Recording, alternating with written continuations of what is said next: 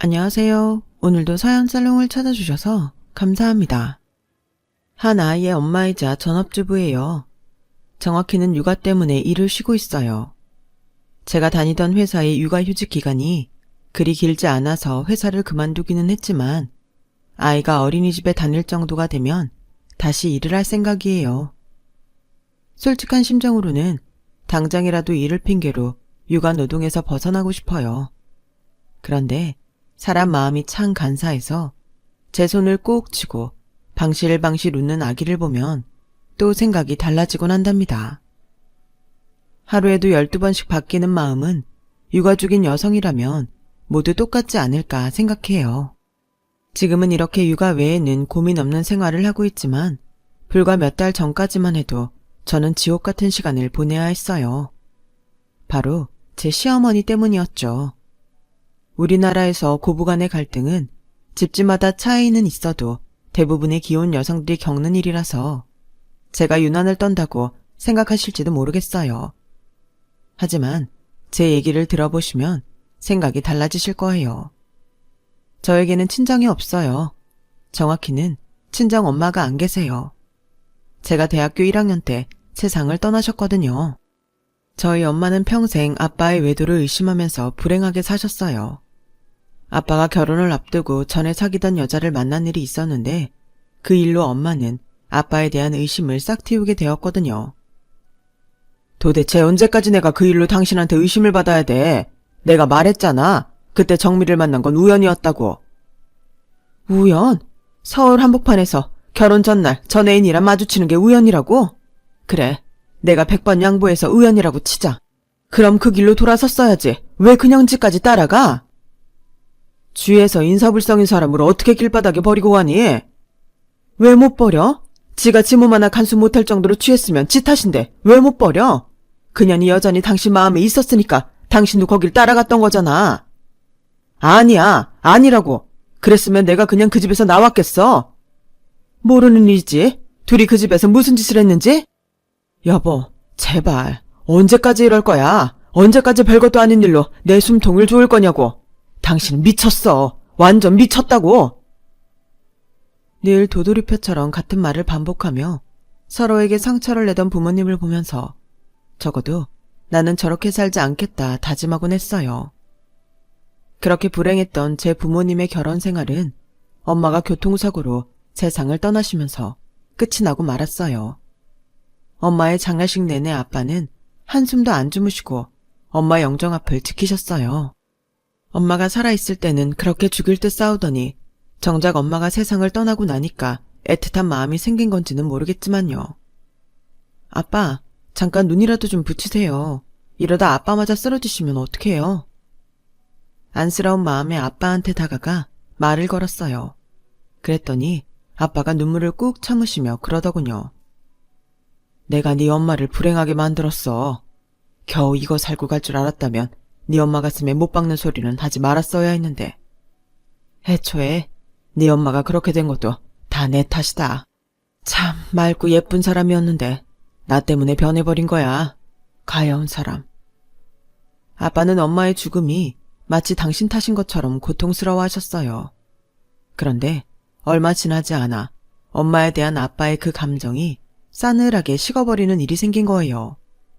장례가 끝나고 며칠 뒤 우리 집에 찾아온 낯선 중년 남자의 말을 듣고는 아빠의 태도가 확 변해버렸거든요. 사모님 장례식 끝난 지도 얼마 안 됐는데 어쩌겠습니까?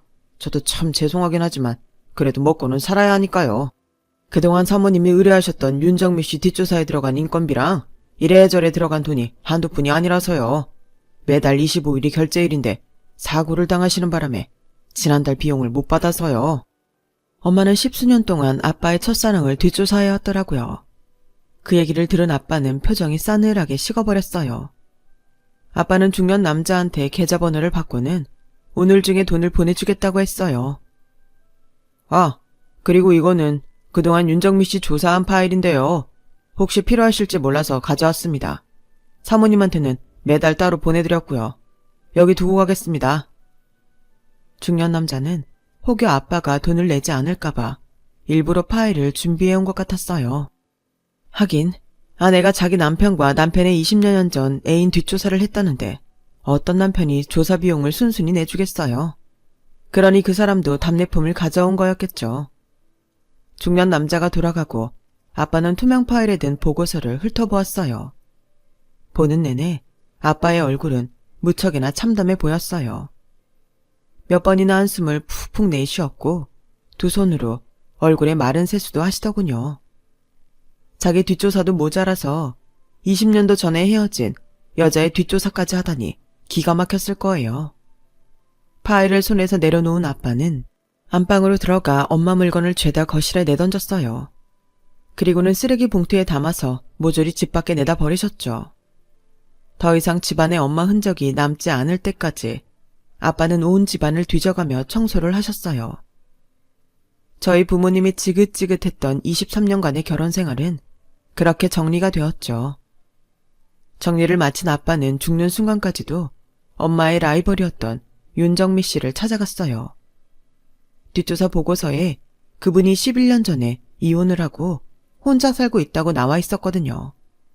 만나는 남자도 없고 자식도 없이 혼자 꽃집을 하고 살고 있다고요. 아빠는 엄마한테 복수라도 하듯이 그 여자분과 만남을 이어갔어요. 그리고 제가 대학을 졸업하던 무렵 그분과 재혼을 하셨어요. 결국 엄마가 23년 전에 헤어졌던 두 사람을 다시 연결시킨 꼴이 된 거죠. 아빠가 재혼을 하고 그분과 살림을 합치면서 저는 독립을 했어요. 저 역시 엄마의 행동을 이해할 수는 없었지만 그렇다고 아빠의 재혼을 찬성할 수는 없었어요. 더군다나 다른 사람도 아니고 살아생전 엄마가 그렇게 증오했던 여자랑 재혼을 하다니 딸로서 도저히 받아들일 수 없었거든요. 그 두 사람과 한 집에서 얼굴을 맞대고 살 수는 없어서 따로 집을 얻어서 살겠다고 했더니 아빠는 별 말 없이 제가 취직한 회사 근처에 전셋집을 마련해 주시더군요. 그리고 언제든 마음이 풀리면 연락하라는 말도 잊지 않으셨어요. 솔직히 저는 그때 아빠가 저를 붙잡길 바랐는데 말이죠. 결국 아빠는 여자 때문에 엄마도 저도 버린 셈이었어요. 불행했던 부모님의 결혼 생활은 제 연애 생활에도 영향을 끼쳤어요. 사람을 믿지 못하게 됐거든요.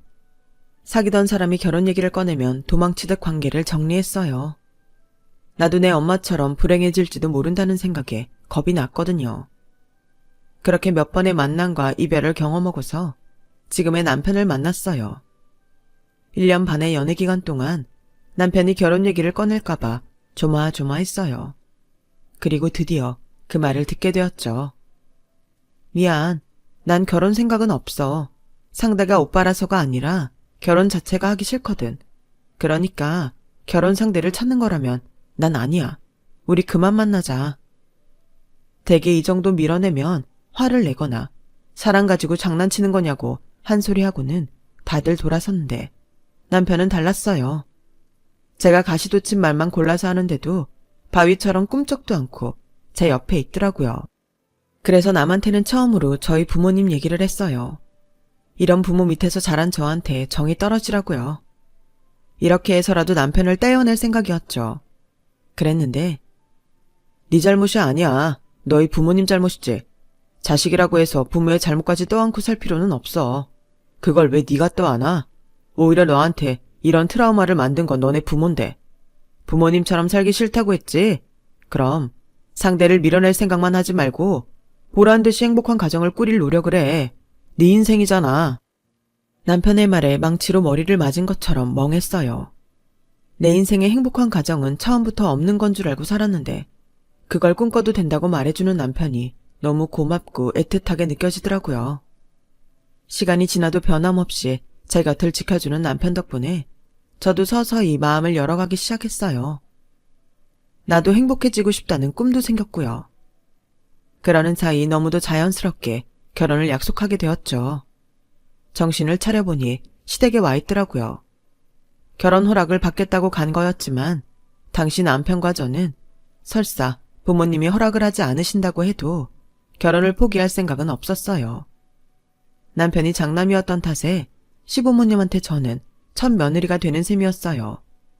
남편보다 3살 어린 시동생은 아직 만나는 여자도 없던 때였거든요. 아버님은 마치 당연한 수순처럼 제 부모님에 대해 물으셨어요. 엄마는 제가 20살 때 돌아가셨고 아빠는 연락이 끊어졌다고 말씀드렸어요. 언제고 제가 찾아 나서면 만날 수 있었지만 그때는 제 아빠의 존재를 알리기 싫더라고요. 아빠와 함께 따라올 아빠의 여자 때문에 더더욱 싫었거든요. 그랬더니 시어머니가 인상을 쓰시더라고요. 코 하나 침배 없네. 그런 시어머니의 말을 자른 건 남편이었어요. 내가 장인장모랑 결혼할 것도 아닌데 뭐 어때요? 우리가 서로 사랑한다는 게 중요하지. 저희 결혼 허락받으러 온 거 아니에요. 결혼하겠다는 통보하러 온 거지. 이놈의 자식이? 너 지금 부모한테 협박하는 거냐? 여자에 미쳐서 눈에 뵈는 게 없어? 엄마가 널 어떻게 키웠는데 이렇게 실망을 시켜? 여보, 당신도 입 다물고 있지 말고 한마디 해요. 어머님이 안달해도 아버님은 입을 꾹 다문 채 아무 말씀도 하지 않으셨어요. 그러다 무릎 위에 마주 잡고 있던 제 손을 보셨어요. 바들바들 떨고 있는 그 손을 보시고는 툭 던지듯 그러시더군요. 지들이 좋다는데 어쩌겠어. 딱히 긍정도 아닌 그 말이 제게는 격한 찬성처럼 들렸어요. 결국 저희는 어머님의 반대에도 불구하고 결혼을 감행했어요. 아버님은 무언에 지지를 해주셨고요. 덕분에 결혼 준비는 순조롭게 진행이 되었죠. 그러다 남편과 함께 결혼식장 예약을 하러 갔는데 식장 안을 둘러보다가 버진로드를 사이로 나란히 놓인 혼주석을 보게 됐어요. 순간 살짝 흔들리더라고요. 결혼식 당일 텅 비어있을 신부 측 혼주석을 떠올리니 창피함에 얼굴이 화끈 달아올랐어요. 간사한 마음은 지금이라도 아빠한테 연락을 할까? 저를 갈등하게 만들었죠. 하지만 그랬다가는 아빠의 여자도 함께 따라올 게 뻔했고 설사 결혼식 당일엔 오지 않는다고 해도 내 부모의 치부가 시댁에 알려질까 겁나서 마음을 접었어요. 제 우려와 달리 결혼식은 무사히 진행이 되었고 신혼여행을 다녀온 뒤 본격적인 결혼 생활이 시작됐어요. 아버님의 도움을 받아서 신축 빌라에 전세로 들어간 우리는 세상 부러울 거 없이 알콩달콩한 신혼을 보냈어요. 결혼을 반대했던 시어머니는 식을 올린 후로는 자포자기한 사람처럼 더는 제게 칼을 세우지 않으셨어요. 물론 명절과 시부모님 생신 때 시댁에 찾아가면 저를 투명인간 취급을 하긴 하셨지만요. 뭐 그 정도야 참을 수 있다고 생각했어요. 괴롭히지 않는 게 어디예요. 그때는 그마저도 감사하게 생각했는데 나중에 알고 보니 어머님이 제게 날을 세우지 않은 이유가 있었더라고요. 시동생이 꽤 괜찮은 집안 여자랑 결혼을 전제로 연애를 하고 있었거든요. 당신 마음에 드는 둘째 며느리를 들일 생각에 저 따위한테는 신경 쓸 시간이 없었던 거예요. 저희가 결혼을 하고 1년이 조금 넘은 시점에 시동생은 결혼을 했어요. 동서가 시댁에 인사를 오던 날 저와 남편도 시댁에 갔었는데 저 때와는 달리 엄청 신경을 쓰는 게 보이더라고요. 일단 준비한 음식부터가 달랐고 어머님의 표정과 옷차림도 확연히 달랐어요. 마치 귀한 손님을 맞는 것처럼 모든 거에 정성을 쏟으셨더라고요. 그런 상황이 서운하지 않았다면 거짓말일 거예요. 남편은 슬쩍 제 눈치를 보고는 어깨를 톡톡 두드려 주더라고요. 신경 쓰지 말라는 표현이었어요. 동서는 한국에서 대학을 졸업한 뒤 영국에서 석사학위를 받고 다시 한국 모교에서 박사학위를 땄다고 했어요. 현재 서울에 소재한 대학 몇 군데에 강의를 나가고 있다고 했죠. 교육자 집안 딸로 동서의 아버님도 대학 교수시고 할아버지도 지방의 모 대학 총장까지 지내셨다고 했어요. 동서의 친오빠도 미국에서 대학 교수로 있다고 했고요. 화려한 집안 스펙의 어머님은 마치 신분 상승 티켓이라도 거머쥔 사람처럼 좋아하시더라고요. 세상에, 어쩜 집안이 이렇게 귀티가 나니? 그런 집안에서 자라 그런가? 우리 둘째 며느리는 어쩜 이렇게 고상하니? 아가, 우리 집에 잘 왔다. 난 네가 아주 마음에 들어. 앞으로 고부가 아니라 친정엄마랑 딸처럼 지내자꾸나. 저와 동서가 자란 환경이 다른 만큼 시어머니의 반응도 완전히 달랐어요. 동서는 혼전 임신 중이었는데도 어머님께는 전혀 문제될 게 아니었죠. 요즘엔 그런 거 흠으로도 안 친다. 난 오히려 일찍 찾아온 축복이라고 생각해. 그러니 아가, 넌 그저 몸조리나 잘 하렴. 만약 제가 임신한 채 인사를 드리러 왔더라면 어머님이 어떻게 하셨겠어요? 안 봐도 비디오죠. 천박하다느니, 보고 배운 게 없어서 그렇다느니 날카로운 말들로 제 가슴을 후벼댔겠죠. 그런데도 동서한테는 혼전 임신마저도 흠이 아닌 축복이 되더라고요. 시동생의 결혼 후 어머님은 사사건건 저와 동서를 비교했어요. 비교라기보다는 잘난 작은 며느리를 핑계로 보잘것없는 큰 며느리를 상처 입히는 거였지만요. 넌 결혼한 지가 언젠데 애 소식이 없니? 변변치 못한 너 때문에 우리 집 서열이 엉망이 되졌니? 구제불능 같으니라고. 넌 어쩌면 하나부터 10까지 내 마음에 드는 구석이 없냐? 그것도 제주라면 제주다. 동서의 혼전 임신은 저를 구제불능 며느리로 만들었어요. 그리고 얼마 뒤 어머님의 대단한 작은 며느리 사랑 탓에 저는 괜한 일까지 떠안게 되었죠. 큰애야, 너 노량진 시장에 가서 싱싱한 꽃게 사다가 게무침 좀 해라. 작은 애가 지난번에 네가 한 게무침을 먹어보고는 그게 자꾸 생각난다지 뭐냐? 아, 하는 김에 작은 애 좋아하는 육전도 좀 부쳐서 가져다 주고 새콤달콤하게 무친 부추도 곁들여서. 게무침을 시작으로 어머님은 저를 시켜 동서 입맛대로 음식을 해다 바치게 하셨어요. 음식 솜씨가 없는 어머님한테 저는 돈 안 들이고 편히 쓰기 좋은 도움이나 마찬가지였죠. 퇴근 후에 미친 듯이 서둘러 음식을 해다 바치거나 쉬는 날 모처럼 늦잠을 자려다가 어머님 전화에 동서 집으로 달려가기를 반복했어요. 먹고 싶다는 건 또 뭐 그리 많은지 재료비만 해도 저희 집 식비를 훌쩍 넘어서더라고요. 그렇다고 그 돈을 시어머니한테 받을 수도 없고 동서한테 받을 수도 없고 난감하더라고요.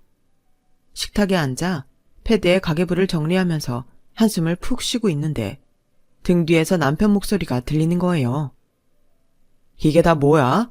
당신 두 집 살림해? 농담이라고 한 말이었지만 제 표정이 굳어버리자 남편이 미안하다며 사과를 했어요. 근데 이런 반찬은 먹은 적이 없는데 어디다 해다 준 거야? 설마 우리 집에 해다 드렸어? 아무것도 몰랐다는 듯 툭 던지는 남편의 말에 심통이 난 저는 가시돋친 말로 받아쳤어요. 잘난 당신 재수씨한테 해다 바쳤다. 됐냐? 그걸 왜 당신이 해? 재수씨가 그러래? 결국 그날 저는 그동안 어머님이 저를 시켜서 동서한테 음식을 해다 나르게 한 사실을 죄다 실토했어요. 얘기를 들은 남편은 금방이라도 터질 것처럼 벌건 얼굴로 겉옷을 집어들더니 현관을 나섰어요. 저도 허겁지겁 지갑을 들고 따라 나섰죠. 남편은 그 길로 시댁에 달려가 어머님께 소리쳤어요. 엄마가 뭔데 이 사람한테 재수씨 먹을 음식까지 시켜요? 사람 앞에 두고 비교질하는 걸로 모자라서 왜 이런 짓까지 시키냐고요. 그렇게 둘째 며느리가 예쁘고 좋으면 엄마가 해다 바치든가 사 먹일 일이지 왜 엄한 사람을 괴롭히냐고요. 경고하는데 한 번만 더 이 사람 불려가 부려먹으면 나 가만 안 있어요. 아들, 네가 어떻게 엄마한테 이러니? 아유, 저게 곰인 줄 알았더니 여우였네. 손아래 똥사한테 그깟 음식 몇 번 해줬다고 지 남편한테 나를 아주 못된 시애미로 만들어놨어. 이러니 집에 사람을 잘 들여야 한다고 그러지. 어디서 저런 게 들어와서는 집안에 분란을 일으켜? 그래, 알았다. 이 못된 시애미는 앞으로 입 꾹 다물고 죽은 듯이 살 테니 아들 너는 여우 같은 이 마누라 치마폭에 쌓여서 살아라. 아우, 내 팔자야. 죽어라 자식 키워서 이런 꼴을 당하네. 눈물까지 뚝뚝 흘리며 신세한탄을 하는 어머님을 보자 남편도 더는 말을 할 수 없었어요. 그때였어요. 남편의 호출을 받고 시동생이 달려왔더라고요. 남편은 시동생이 혼자 온 걸 보고는 화를 냈어요. 재수씨는 같이 안 왔어? 피곤하다고 자겠다고 해서 두고 왔어. 피곤해? 남의 와이프 실컷 부려먹고는 자기가 왜 피곤해? 너 재수씨한테 가서 똑똑히 전해. 한 번만 더 이 사람 불러다가 일 시키면 그때 내가 직접 찾아가겠다고. 그리고 그동안 니네 집에 들어간 식재료비 내역 보내줄 테니까 오늘 중으로 네 형수 계좌로 보내. 네 와이프가 먹을 음식을 왜 내 와이프가 돈 쓰고 해다 바쳐야 되니? 그리고 앞으로는 이 사람 네 집에 부르지 마. 또 한 번 그랬다간 내가 가서 니네 집 뒤집어 버릴 테니까 알았어? 남편은 씩씩대며 저를 데리고 시댁을 나왔어요. 내가 괜한 말을 해서 미움만 더 사게 됐다는 생각에 남편한테 야속한 마음도 들었지만 반면에 날 지켜주려고 노력하는 남편이 고맙기도 했어요. 이런 이율배반적인 생각 탓에 집으로 돌아오는 차 안에서 저는 아무 말도 하지 못했어요. 신호 때문에 차를 세운 남편은 슬쩍 제 손을 잡더라고요. 복잡하게 생각할 거 없어. 아무리 내 가족들이라고 해도 당신한테 함부로 하면 안 되는 거야. 그건 내가 용납 못해.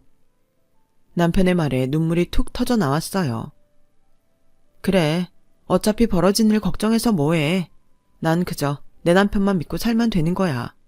내가 노력해도 어차피 어머님한테는 미움만 받을 텐데 미움받자고 더 노력할 거 뭐 있어?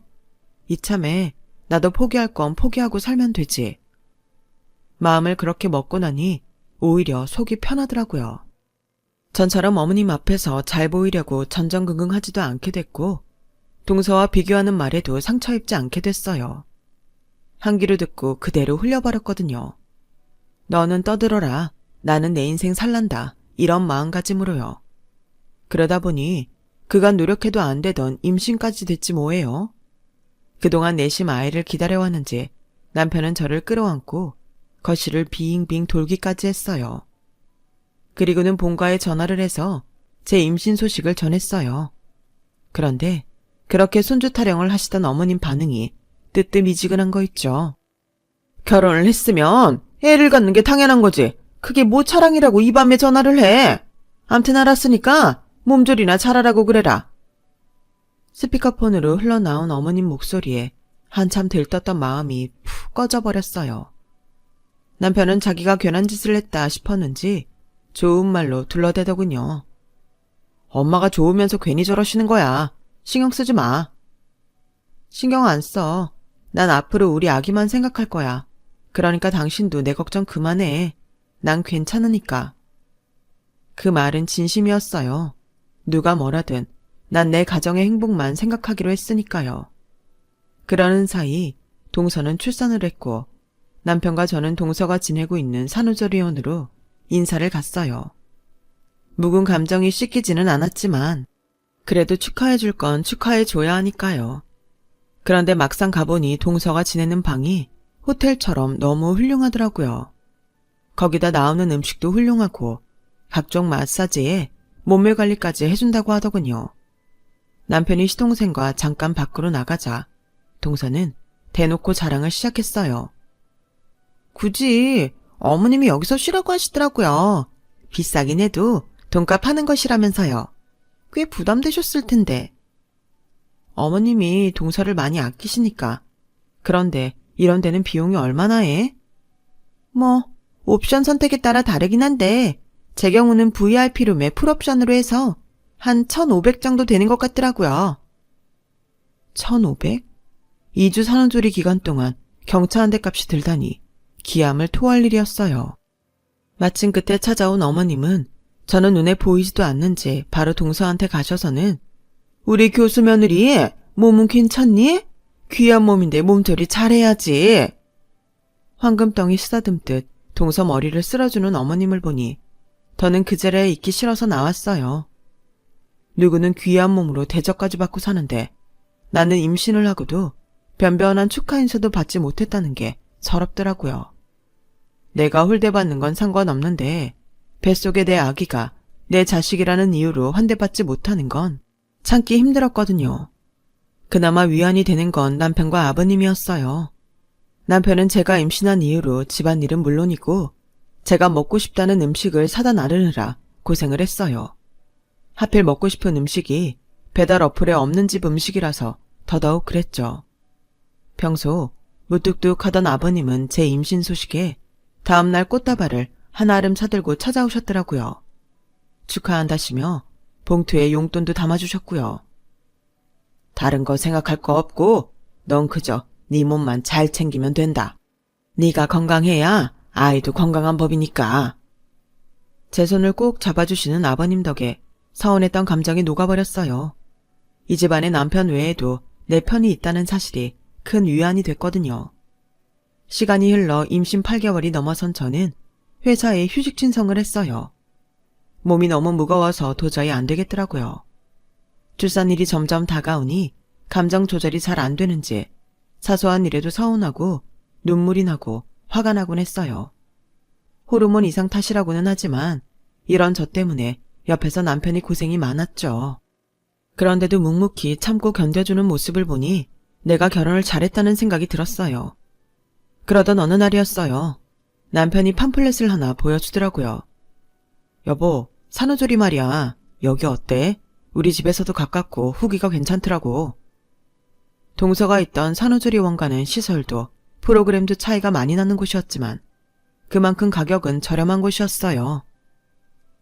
좋네. 거기로 하자. 말은 그렇게 했지만 내심 서운했어요.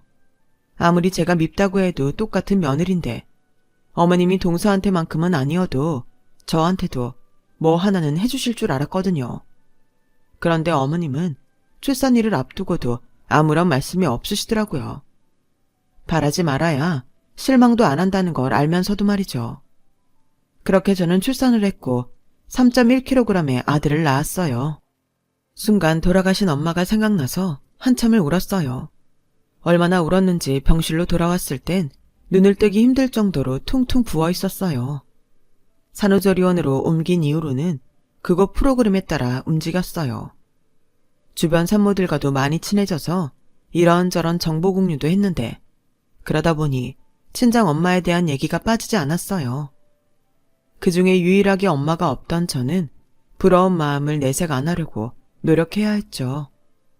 친정엄마들뿐만 아니라 시어머니들도 며느리 사랑을 실천하셨는데 보석을 선물 받은 사람들도 있고 금일봉을 받은 사람들도 있더라고요. 저는 뭘 받았냐고요? 전 제 시어머니한테 미역국 10팩을 받았답니다. 그것도 아버님한테 한 소리 듣고 억지로 보내주신 거였어요. 네가 친정이 있기라니, 친정엄마가 있기라니. 그래서 내가 미역국 좀 사서 보냈다. 비싼 거니까 고마운 줄 알아. 남편을 통해 집으로 웬 택배가 도착했다는 말을 듣고 의아하던 참이었는데 어머님이 출산 선물이라고 보낸 거였더라고요. 동서한테는 1,500만 원짜리 산후조리원을 해주시고 저한테는 15,000원짜리 미역국을 보내주시다니 참 너무하시죠. 그때 결심했어요. 어머님이 차등을 두시는 만큼 저도 똑같이 갚아드리겠다고요. 그러던 어느 날 남편이 평소와 다른 표정으로 제 눈치를 살피더라고요. 연락 올 곳이 있는지 휴대폰을 살피면서요. 자기 왜 그래? 무슨 일 있어? 약속 있는 거면 가봐. 난 괜찮으니까. 그게 아니라 저기 여보, 누가 여기로 오기로 했는데 괜찮아? 뭐? 내 꼴이 엉망인데 왜 여기로 불렀어? 도대체 누가 오는데? 그때였어요. 남편의 휴대폰이 울렸고 남편은 잠깐 나갔다 오겠다며 방을 나섰어요. 그리고 몇 분 뒤 남편은 누군가를 데리고 방으로 들어왔어요. 남편이 데리고 온 사람은 저희 아빠였어요. 아빠를 보자 코끝이 시큰하더니 나도 모르게 눈물이 흐르더군요. 평생 안 보고 살 거라고 굳게 다짐했었는데 이제 내 아빠도 아니라고 마음에서 도려냈었는데 아빠 얼굴을 보는 순간 모든 게 다 사라져버리고 아이처럼 눈물만 터졌어요. 아빠는 제게 다가와 손을 꼭 잡아주시곤 한참을 말없이 앉아 계셨어요. 마침 수유 시간이 돼서 아이를 방으로 데려오자 아빠는 그제야 한바구음을 보이시더라고요. 너 태어났을 때랑 많이 닮았구나. 아빠는 손주한테서 눈도 못 떼신 채 바라보기만 하셨어요. 아빠, 한번 안아보실래요? 그 말에 아빠는 기다렸다는 듯 손주를 안으셨어요. 그리고는 참았던 눈물을 쏟으시더라고요. 그날 아빠와 저는 별다른 대화는 하지 않았지만 가슴에 쌓여있던 응어리는 많이 녹아버렸어요. 아빠는 그날 이후에도 산후조리원을 찾아오셨고 제가 산후조리원을 나오고도 종종 집에 찾아오셨어요. 그동안 못한 아빠 노릇을 대신해 외할아버지 노릇을 하시려는 듯 손주가 쓸 침대며 옷, 장난감, 심지어 아직 읽지도 못하는 동화책까지 매번 한 알음씩 사다 나르셨어요. 나중에 남편이 그러는데 산후조리원비도 아빠가 내주셨다고 하더라고요. 그렇게 아빠와 왕래를 다시 하게 된 저는 엄마의 부재로 허전했던 마음이 조금은 채워지는 것 같았어요. 시어머니의 편향된 둘째 며느리 사랑에도 신경이 덜 쓰일 정도로요. 시간은 흘러 동선의 아기 돌잔치가 다가왔어요. 동선은 내가 굳이 알고 싶어 하지도 않았는데도 전화까지 해서는 이번 돌잔치 비용도 어머님이 대주신다고 자랑을 해대더군요. 예전 같으면 그 말에 가슴이 싸했겠지만 이제는 나한테도 든든한 아빠가 있다는 사실에 그리 신경이 쓰이지는 않았어요. 비빌구석이 있다는 게 이렇게 든든한 것일 줄은 몰랐어요. 드디어 돌잔치 당일, 애 엄마들 사이에서 꽤 유명한 곳에서 치르게 된 돌잔치는 물 흐르듯 진행이 되었어요. 그리고 드디어 돌잔치의 하이라이트인 돌잡이가 시작되려는 그때 문 밖이 시끄럽더라고요. 그리고 이어 한 중년 여성이 문을 박차고 식장으로 들어왔어요. 여자는 죽일 듯이 저희 동서를 노려보았고 여자의 등장에 객석에 앉아있던 동서의 동료 교수가 고개를 푹 숙였어요. 그러자 여자는 그 사람한테 다가가 머리채를 잡더라고요. 그 모습에 동서는 얼굴이 허옇게 질렸고요. 이것들이 아주 쌍으로 지랄들을 한다. 그래, 네 새끼 돌잔치라고 여기까지 기어왔니? 다들 모르는 모양인데 저 여자가 낳은 애 내 남편 자식이에요. 저 여자 내 남편이랑 붙어먹다가 나한테 걸리니까 딴 놈이랑 결혼한 거라고요. 그래도 애는 치울 줄 알았는데 남의 씨를 가지고 장난질을 해? 그 말에 시어머니는 동료 교수를 번갈아 보며 믿을 수 없다는 듯 말했어요. 아가, 이 말이 사실이냐? 우리 진우가 이 남자 자식이라는 게? 니네 학교 동료 교수라고 했잖니? 어서 말 못해! 동서는 울상이 돼서는 아무 말도 못하고 서 있었어요. 그러자 중년 여자가 대신 말을 이어갔죠. 교수는 개뿔. 돈 주고 교수 자리 산 내 남편이나 부모 덕에 교수 자리 꿰찬 처년이나 강단에 서면 안 되는 쓰레기들이에요. 학생들 가르칠 생각은 않고 배웠다는 것들이 더러운 짓은 다 하고 살았다고요. 아주머니 아들이랑 사귀면서도 내 남편이랑 모텔 드나들던 년이라고요. 손주 얼굴을 보세요. 아주머니 아들 닮은 구석에 있나? 여기 앉아있는 내 남편 얼굴이랑 반박인데 모르시겠어요? 그래놓고 이 자리에 뻔뻔히 와서 앉아있는 꼴이라니. 니들 정말 대단한 인간들이다. 손주 얼굴과 동료 교수의 얼굴을 번갈아 보던 시어머니는 뒷목을 잡고 휘청 하셨어요. 그리고는 기를 쓰고 동서한테 다가가서는 머리채를 잡곤 욕설을 퍼부으셨죠. 이 더러운 년이 어디 감히 내 아들 인생을 망쳐. 그동안 내가 너한테 얼마나 잘해줬는데 은혜를 원수로 갚아? 죽어라 이년아. 그러자 동서도 지지 않고 시어머니를 밀치며 말했어요. 은혜 같은 소리 하시네. 무능한 당신 아들이랑 살아주는데 그 정도는 당연한 거 아니에요? 나 아니었으면 어머님 아들 회사에서 잘렸어도 진작에 잘랐다고요.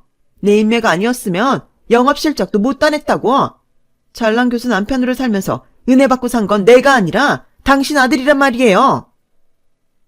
막장 드라마 같은 이 상황에 하객들은 휴대폰을 들고 동영상을 찍기에 바빴고 시동생은 우는 아이를 달래랴 울분을 터뜨리랴 난리도 아니었어요. 폭풍처럼 돌잔치를 휩쓸고 지나간 사건으로 결국 시동생은 이혼을 하게 되었어요. 동서와 동료 교수 앞으로 소송도 시작했다고 하더군요. 그리고 그 무렵부터 어머님이 저를 대하는 태도가 달라졌어요. 시동생의 이혼 때문은 아니고 제 친정아빠의 재력을 알아버린 탓이었죠. 없는 줄 알았던 사돈이 나타난 것도 놀라운데 돈까지 많다니까 땡 잡았다 싶었던 거죠. 동서를 두고 고귀한 집안 딸이라며 저랑은 태생부터가 다르다고 사람 기를 죽이던 어머님은 당신이 언제 그랬냐는 듯 저한테 살갑게 구셨어요. 얼마 전에는 뭘 하시는지 아세요? 아가, 너 이제 회사 복귀도 해야 할 텐데 우리 정우 봐줄 사람이 필요하지 않겠니? 그래서 말인데 내가 네 아들 키워주마. 시어미도 따지고 보면 엄마 아니겠니?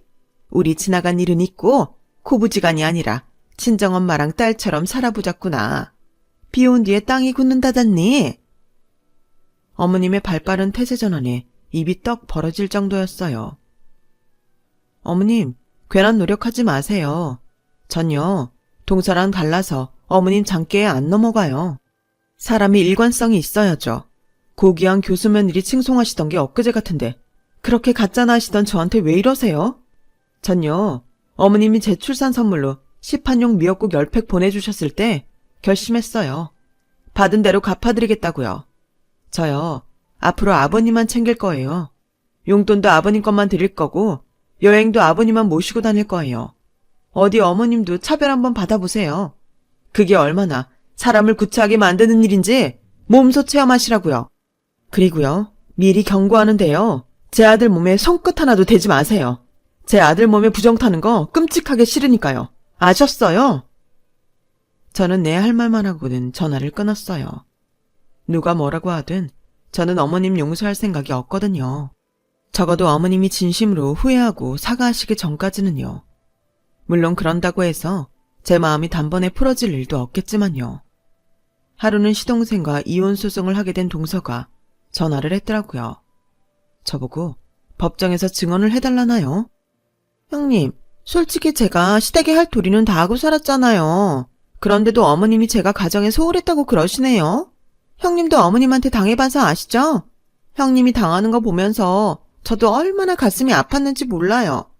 그래서 말인데요. 저 좀 도와주세요. 제가 결혼 생활 중에 가정에 충실했다는 거 형님이 증언을 좀 해주시면. 저는 더 들을 것도 없어서 말을 잘랐어요. 동서, 뭔가 착각하는 모양인데 정신 차려. 난 동서 인생에 관심 없어. 근데 이거 하나는 말할게. 사람이 사람 마음을 가지고 장난질을 했으면 거기에 응당한 죗값을 치러야 한다고 생각해. 차라리 돈이면 갚으면 그만이지만 마음은 아니잖아? 어떻게 갚을 건데? 어떻게 상처받은 마음을 보상할 거냐고. 왜도? 하는 건 쉽지. 근데 남의 가정 깨는 년놈들은 지들 쉬운 건 잘들 하면서 책임은 안 지려고 들더라. 어머님이 나한테는 몰라도 동서한테는 잘하셨잖아. 그런 사람 마음 가지고 장난질했으면 어머님이 마음 풀릴 때까지 당해드려. 그게 도리야. 네가 구질구질하고 더럽게 산 죗값이라고 생각해. 그리고 앞으로 나한테 전화하지 마. 내 눈에 넌 인간으로 안 보이니까. 그날 이후 동서는 제게 전화를 하지 않았어요. 평소 자신이 무시하던 제게 그런 말을 들었으니 자존심이 상하게 했던 모양이에요. 그렇게 저는 저를 괴롭히던 시어머니와 잘난 동서한테서 벗어날 수 있었어요. 그리고 제게 주어진 일상을 살게 되었죠. 육아와의 전쟁이죠. 잠도 부족하고 먹는 것도 부실하지만 그래도 이 순간이 행복한 건 내가 내 부모님과는 다르게 살고 있다는 자부심 때문일 거예요. 그래서 더 노력하려고요. 제 행복은 제 손으로 지키기 위해서요. 지금까지 제 사연을 들어주셔서 감사드려요. 들어주신 분들 감사드리고 항상 행복하세요. 여러분, 사연 댓글에 응원과 현명한 조언 부탁드려요. 좋아요와 구독은 저에게 큰 힘이 됩니다. 오늘도 좋은 일 가득하세요.